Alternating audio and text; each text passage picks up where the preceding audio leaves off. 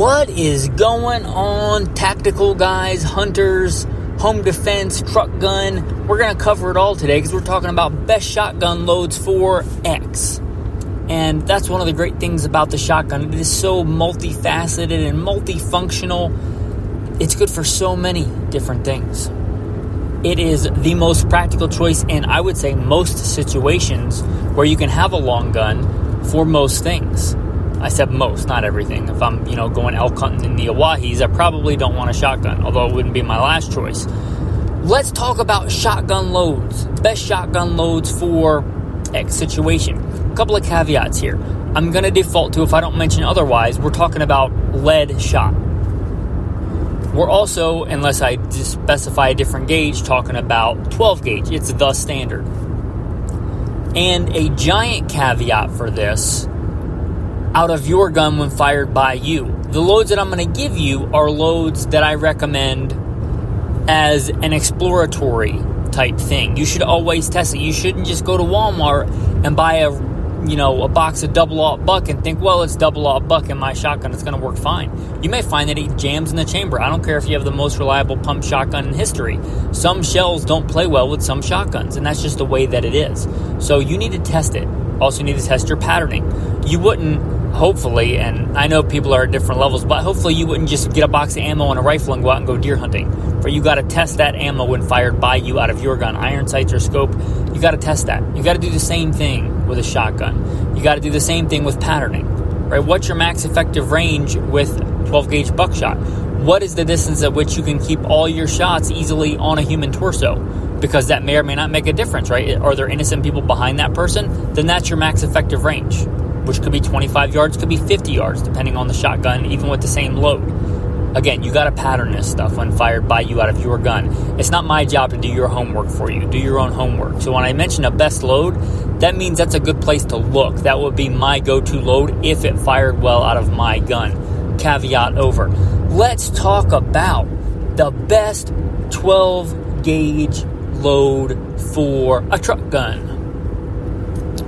I generally like to keep my truck gun load. My go-to would be double-aught buck.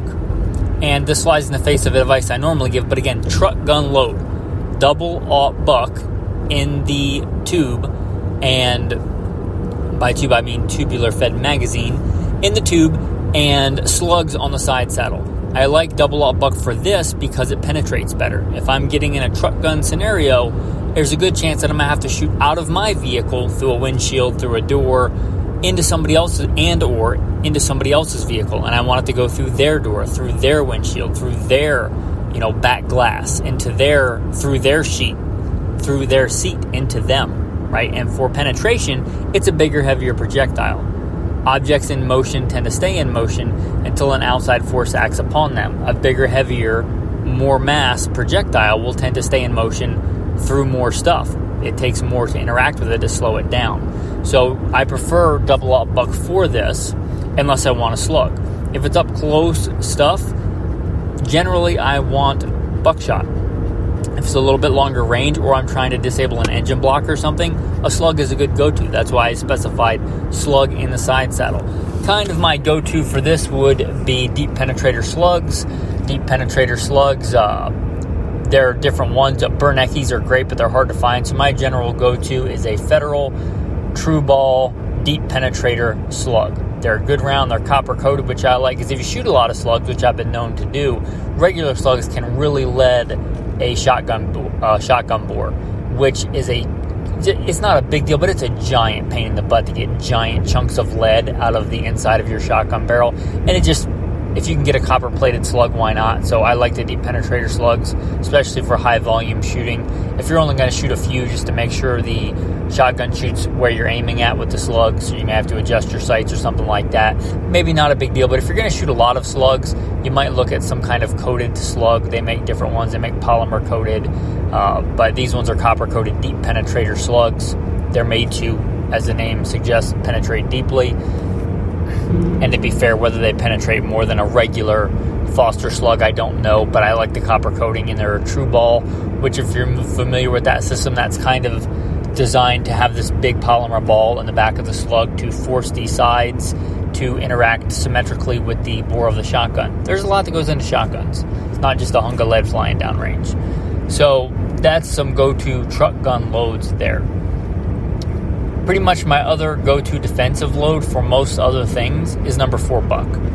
I like number 4 buck. I like it a lot. I've shot a lot of living things with a shotgun. I've shot a lot of things with buckshot. And I'm more impressed with the results of number 4 buck most of the time. If you're not talking about barrier penetration, I like number 4 buck. Just to give you an idea, a standard, just say plain Breyers vanilla load for double-aught buck is 9 pellets of double-aught buck. Okay, a standard load for, not even a 3-inch Magnum, a standard load for number 4 buck is 27 pellets of number 4 buck. If we move up to a 3-inch Magnum, you're talking probably 12 pellets of double-aught, and you're talking probably 41 pellets of number 4 buck. So 12 versus 41, or 9 versus 27, right? And yes, you get a little bit bigger projectile with the double-aught, but you get a lot more, interaction with smaller targets with the number 4 buck. Like if it hits the spinal cord, if it hits an artery, if it hits the heart or liver, it has a lot more projectiles going out that have a lot more ability to interact with smaller, very vital parts of anatomy. So I like number 4 buck, and in my experience, it has plenty of penetration and everything for a soft target if we're not trying to shoot through something before we go into the target. So I like number 4 buck. It is a good go-to.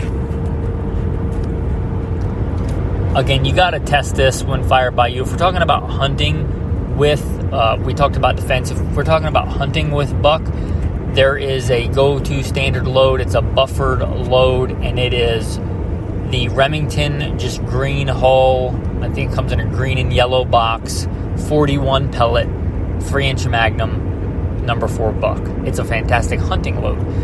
If you're talking about defense, you probably don't need a 3-inch Magnum. I can't imagine a person that wouldn't go down with 27 pellet, but they would with 41. It's possible, but you also got to think if you have multiple adversaries, your shot recovery time is going to be faster. So a lot of things in firearms are about compromises. Do you want power, or do you want less recoil?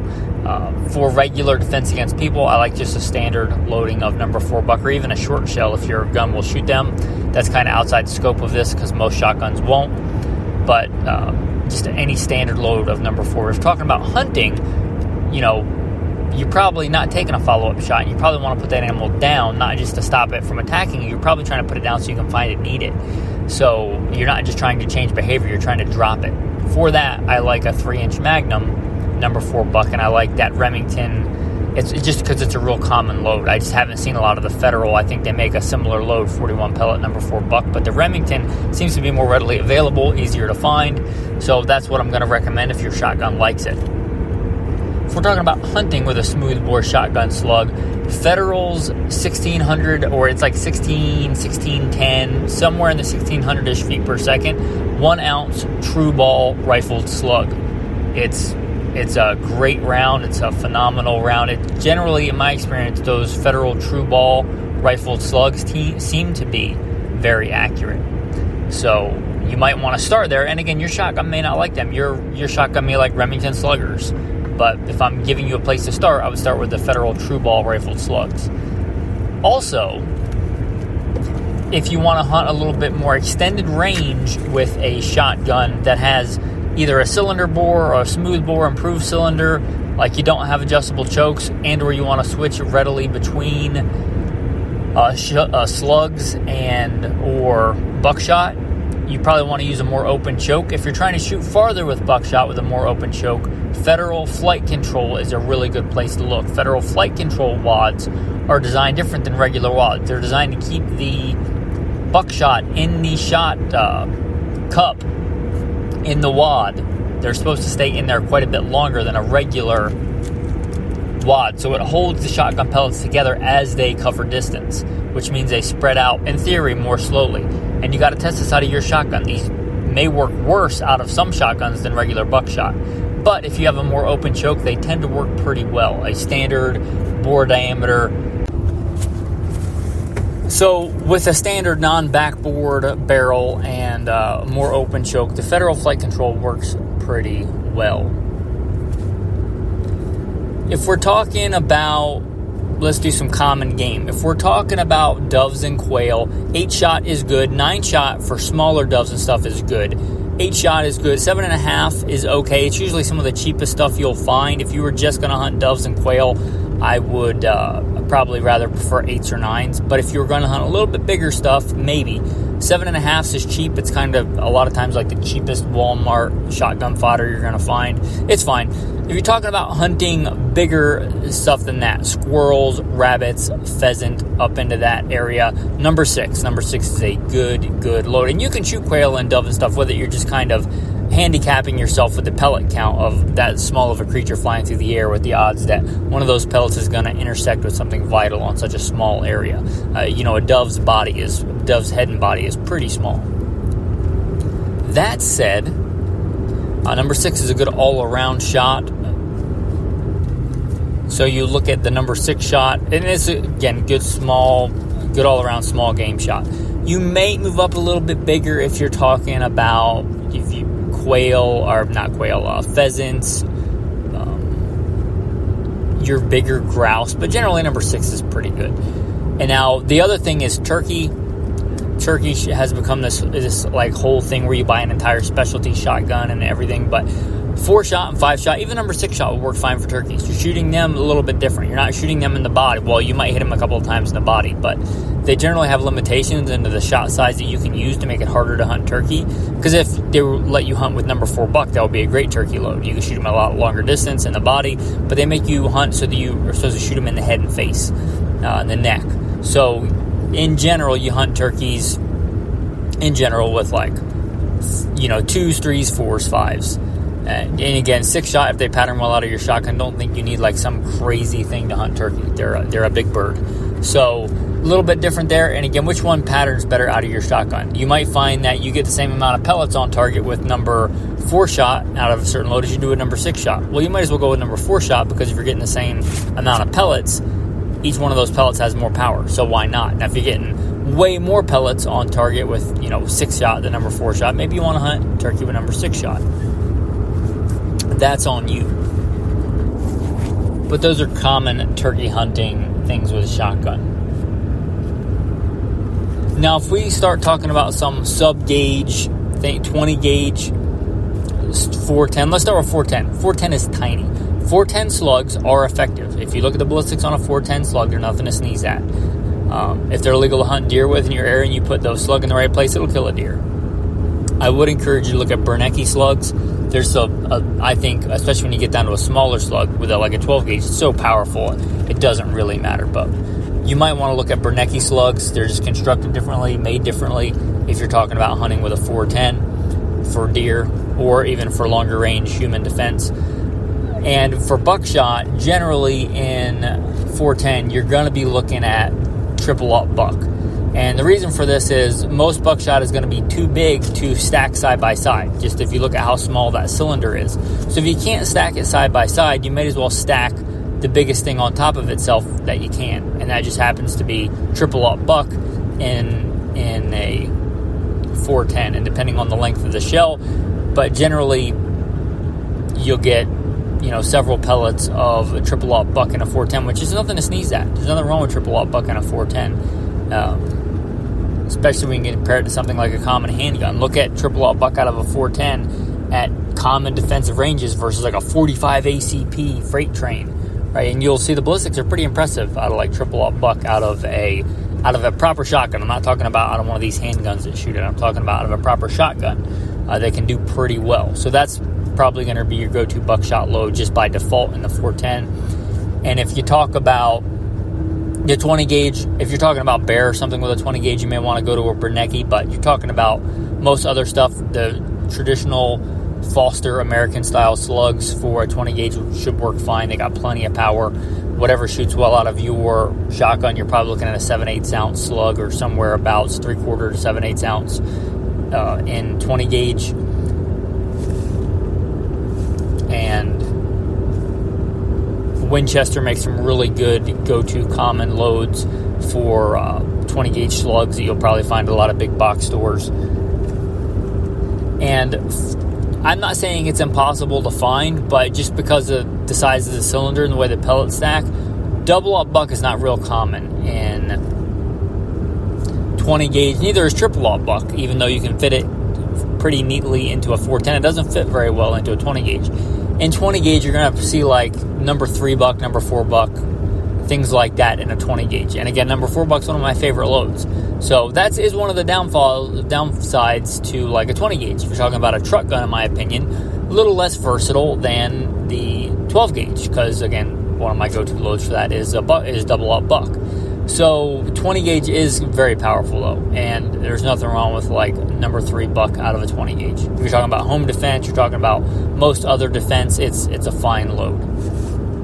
And obviously the shot sizes are going to be similar. You're still going to hunt, squirrels, rabbits, things, hopefully with number 6 shot or something similar with 20 gauge. Here's the thing to consider is that most of the velocities are pretty comparable. It's not like when you step down. It's not like when you step down from 12 gauge to 20 gauge, you're giving up a bunch of power per pellet.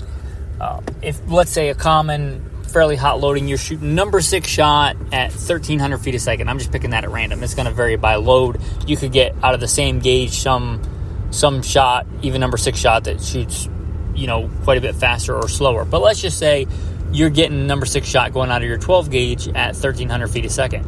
You're very likely going to find a 20 gauge load that fires number 6 shot at 1,300 feet a second, right? So if you hit said rabbit with 2 pellets of number 6 shot out of a 20 gauge versus a 12 gauge, it's going to do the same amount of damage, assuming they hit them in the same place, right?